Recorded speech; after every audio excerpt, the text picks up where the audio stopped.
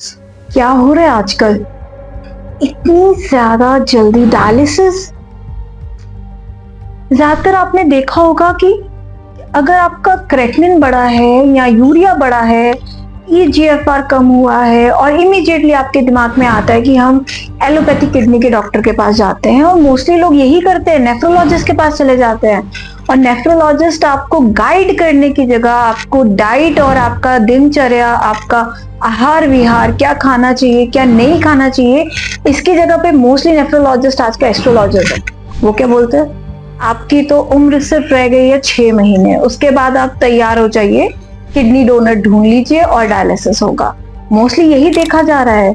अगर तो हॉस्पिटल में बेड फिल है तो 6 क्रेटिनिन पे भी डायलिसिस नहीं होगा। अगर हॉस्पिटल खाली है तो फिर वो आपका 2 पे भी डायलिसिस कर देंगे। लेकिन मॉडर्न प्रैक्टिस आजकल ज्यादा कमर्शियलाइज हो चुकी है। हमें जितना हो सके ऐसे फेक डॉक्टर्स से बच के रहना चाहिए और ऑथेंटिक डॉक्टर्स, ऑथेंटिक सेंटर्स हमें ढूंढने चाहिए। बिकॉज आयुर्वेदा में हमारे पास डाटा है, इवन जर्नल्स ऑफ आयुर्वेदा में भी मेंशन है कि इवन 9 क्रेटिनिन तक का पेशेंट भी 1.2 पे आया है with pure Ayurvedic medicine and just taking care of their diet.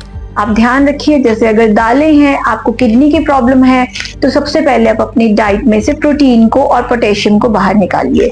दालों में सिर्फ और सिर्फ मूंग की दाल, जिसको हम येलो मूंग की दाल बोलते हैं, उसका कंजम्पशन करिए। उसमें फास्फोरस भी कम है, पोटेशियम भी कम है। और अदर दालें जैसे मसूर हो गई, चना दाल हो गई, अरहर की दाल हो गई, इन दालों को बिल्कुल निकालिए। और मोस्ट इंपॉर्टेंट थिंग, आपने हमेशा देखा होगा कि अगर कोई डायबिटिक पेशेंट है तो उसको डायबिटिक नेफ्रोपैथी होती है। तो डायबिटिक पेशेंट ध्यान रखे कि उनका HbA1c जो है हमेशा 6 से नीचे रहे। जितना HbA1c बढ़ेगा उतना किडनी पे लोड बढ़ेगा और डायबिटिक नेफ्रोपैथी की तरफ आप जाएंगे। और साथ में अगर आप डायबिटिक नहीं है और आप बीपी पेशेंट हैं तो बीपी की मेडिसिन का भी अपना ध्यान रखिए। किसी भी तरह से अपना बीपी बढ़ने मत दीजिए। अगर बीपी बढ़ेगा तो भी किडनी टॉक्सिसिटी की तरफ जाते हैं और किडनी डैमेज की तरफ जाता है। ज्यादातर आपने देखा होगा एलोपैथिक डॉक्टर्स भी जो है आपको एमलॉन्ग ऐसी दवाइयां देते हैं जिनसे आपका बीपी कंट्रोल रहे और किडनी पे लोड ना रहे।